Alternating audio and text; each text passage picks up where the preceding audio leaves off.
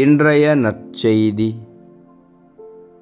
மத்தேயு எழுதிய தூய நற்செய்தியிலிருந்து வாசகம். ஆண்டவரே, மாட்சி உமக்கே. அதிகாரம் 19, இறை வார்த்தைகள் 16 முதல் 22 முடிய. அக்காலத்தில் செல்வரான இளைஞர் ஒருவர் இயேசுவிடம் வந்து, போதகரே, நிலை வாழ்வை பெற்றுக்கொள்வதற்கு நான் என்ன நன்மை செய்ய வேண்டும் என்று கேட்டார்.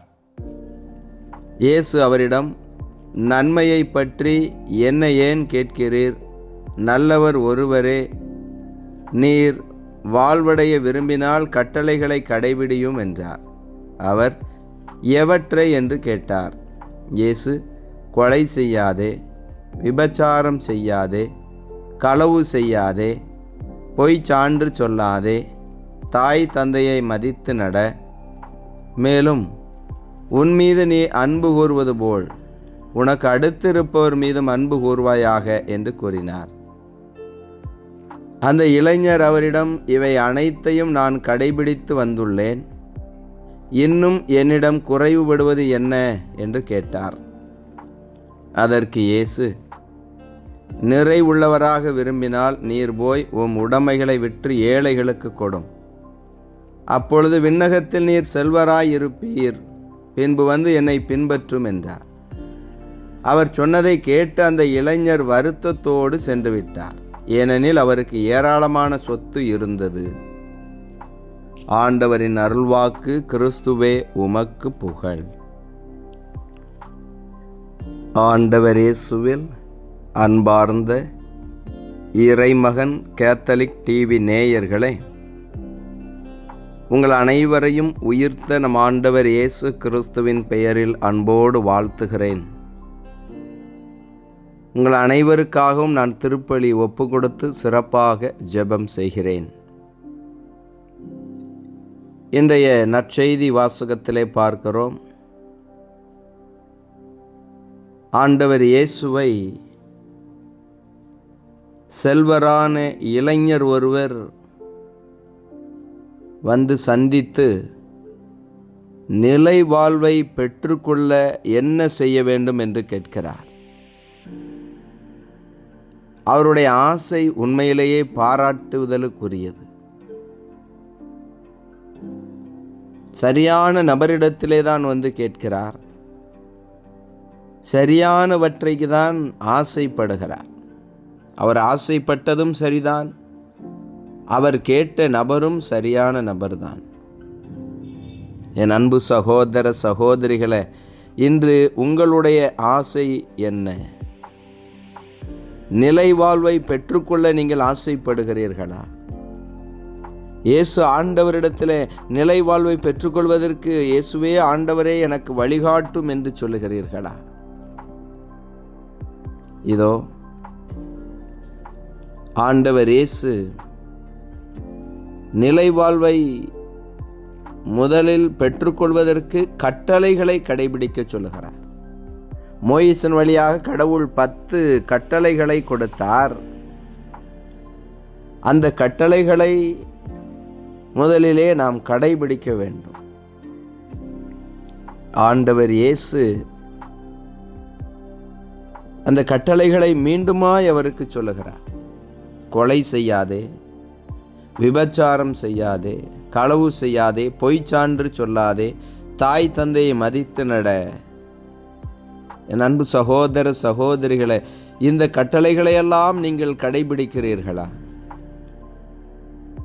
மேலும் உங்கள் மீது நீங்கள் அன்பு கூறுவது போல உங்களுக்கு அடுத்திருப்பவர் மீதும் அன்பு கூறுகிறீர்களா? பல நேரங்களிலே நாம் சுயநலத்தோடு தான் வாழ்ந்து கொண்டிருக்கிறோம்.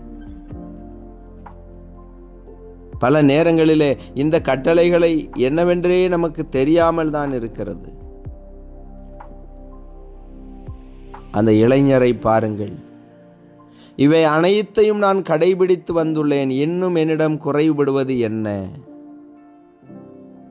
இந்த கட்டளைகளை எல்லாம் கடைபிடித்திருக்கிறார். நிலை வாழ்வை பெற்றுக்கொள்ள வேண்டும் என்று ஆசைப்படுகிறார்.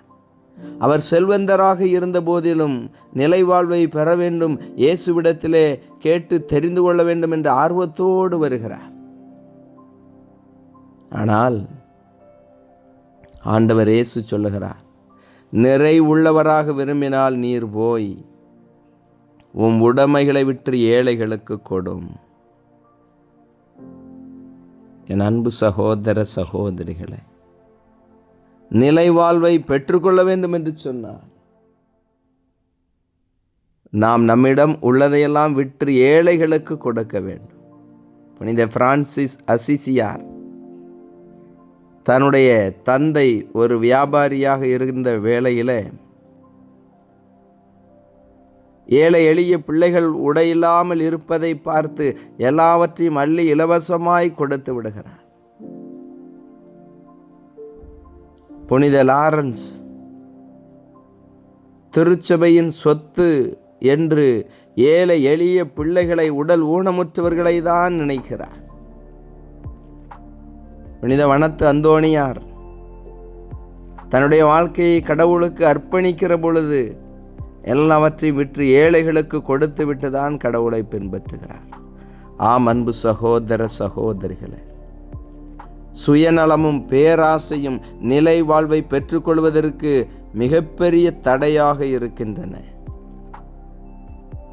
நம்மிடம் உள்ளதையெல்லாம் விற்று நாம் ஏழைகளுக்கு கொடுக்கிற பொழுது கடவுள் நமக்கு கைமாறு கொடுக்கிறார். நிலை வாழ்வை, ஆசீர்வாதத்தை பரிசாக தருகிறார். சின்னம் சிறியவர்களுக்கு செய்த போதெல்லாம் எனக்கே செய்தீர்கள் என்று ஆண்டவர் சொல்லியிருக்கிறார்.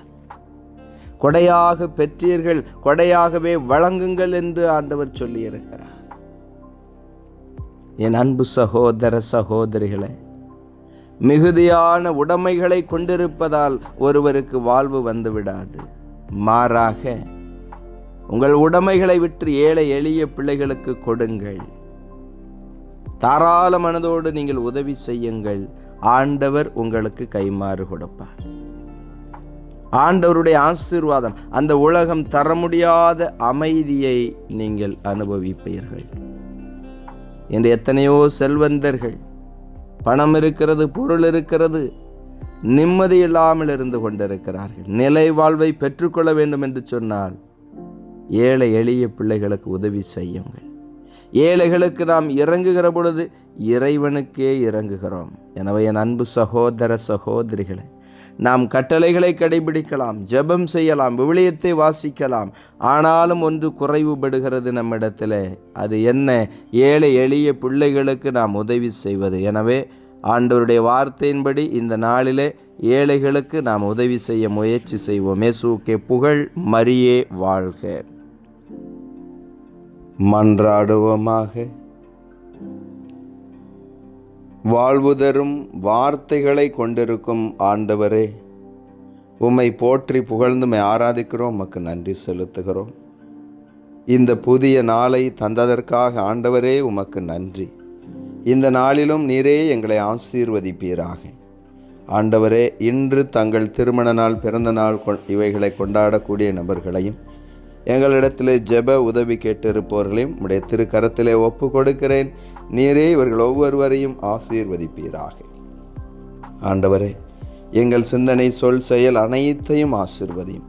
இன்றைய நாளின் எங்களுடைய முடிவுகள், எங்களுடைய முயற்சிகள் அனைத்தையும் நீர் ஆசீர்வதித்து தருவீராக. உம்முடைய கட்டளைகளை கடைபிடிக்கவும், எங்களால் இயன்ற உதவிகளை ஏழைகளுக்கு செய்யவும் நல்ல மனதை, தாராள உள்ளத்தை நீர் எங்களுக்கு கொடுப்பீராக. இயேசுவே ஆண்டவரே, உம்முடைய அருள் பிரசன்னம் எங்களை வழி நடத்தட்டும்.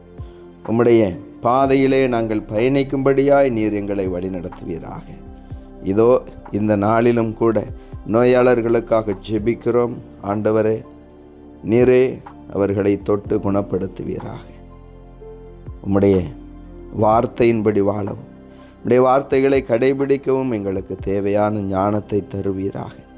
ஆண்டவரே, ஒவ்வொரு குடும்பத்திலும் உம்முடைய அன்பும் அமைதி மகிழ்ச்சியும் நிலைத்திருக்க செய்வீராக. உம்முடைய பிரசன்னம் எங்களை முன்னும் பின்னும் இடமும் வளமுமாயிருந்து பாதுகாத்து வழி நடத்துவதாக. இதோ படித்து கொண்டிருக்கக்கூடிய பிள்ளைகளையெல்லாம் உம்முடைய ஞானத்தினால் நிரப்பும். அவர்கள் படித்தது மனதில் நிற்கும்படியாய் நீர் ஆசீர்வதிப்பீராக.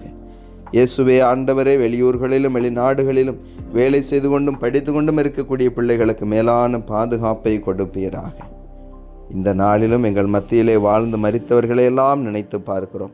ஆண்டவரே, இந்த ஆன்மாக்களை நீரே மன்னித்து விண்ணக பேரின்ப வீட்டிலே சேர்த்து கொள்வீராக. குடிபோதை அடிமைத்தனங்களிலிருந்தும் தீய பழக்க வழக்கங்களிலிருந்தும் ஆண்டவரே, உடைய பிள்ளைகளுக்கு நீர் விடுதலையை தாரும். எங்கள் உழைப்பை ஆசீர்வதியும். எங்கள் குடும்பங்களுக்கு தேவையான பொருளாதார நலன்களை நீர் கொடுப்பீராக.